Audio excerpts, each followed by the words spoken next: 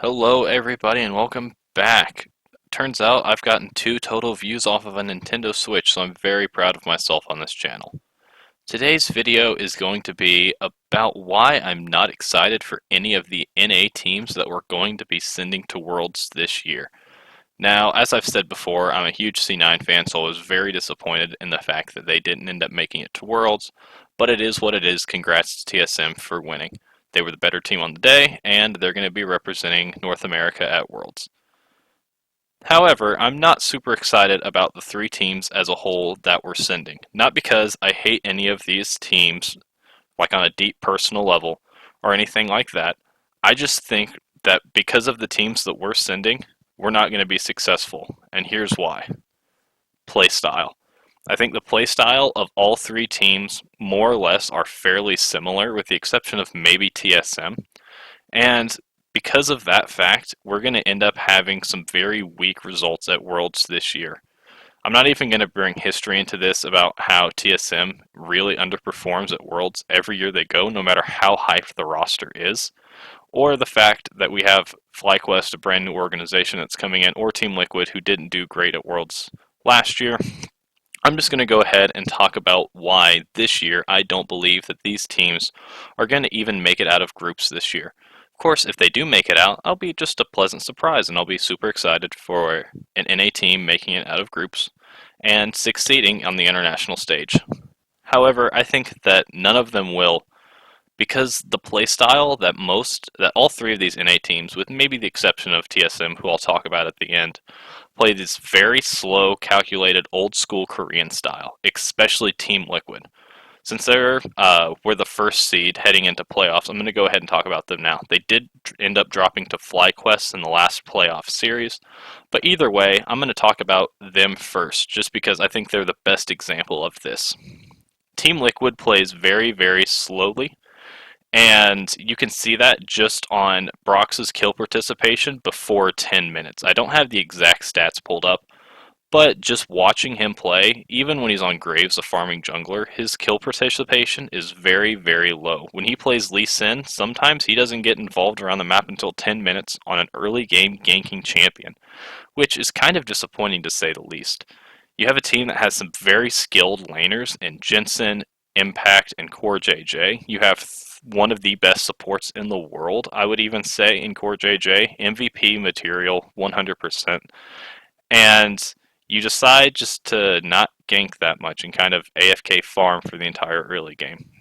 When you're playing up against better teams, especially those from the LPL that are going to just absolutely manhandle you early game, you can't really be doing that. And an entire stylistic change for the team would have to go over to try and fix this problem. I also think that there are going to be some AD carries on the international stage that could make Tactical look a little bit worse than he is. I was pleasantly surprised by him this split, and I thought that he was a very, very good player for being a rookie, replacing Doublelift and coming in and doing this well.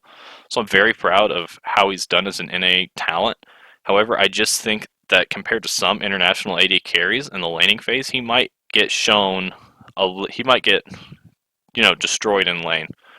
And I think Core JJ can help mitigate that a little bit. But when he's roaming, then I would expect to see Tactical make some mistakes that other teams that aren't North American can definitely punish. Now let's go ahead and talk about FlyQuest. I think FlyQuest has a very similar problem where they're slow playing, especially around mid lane, with PoE just wanting to farm up and scale up on these control mages. And they're going to play most likely a tank top laner or Gangplank for solo. Santorin's going to be playing something that can control the pace early, but not necessarily as well as some of the LPL junglers will.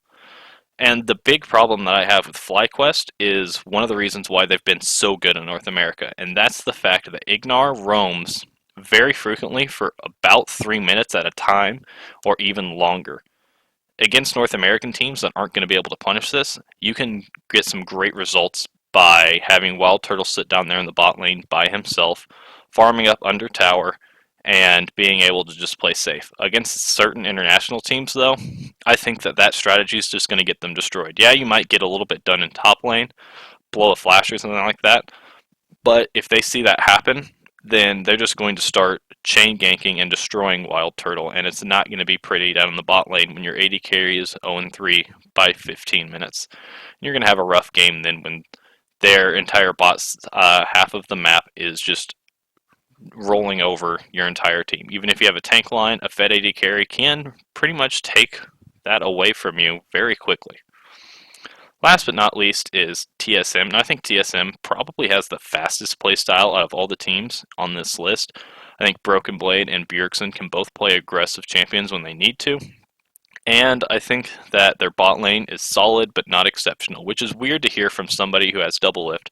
But the fact that they have been switching out their supports every so often between Biofrost and Treats, I think that that's not really a recipe for success. I think that that could be a big hindrance to them in the long run compared to other teams when they can't figure out who they want to have as support next to Doublelift, one of the most resource heavy players that the game has ever seen, apart from maybe Uzi.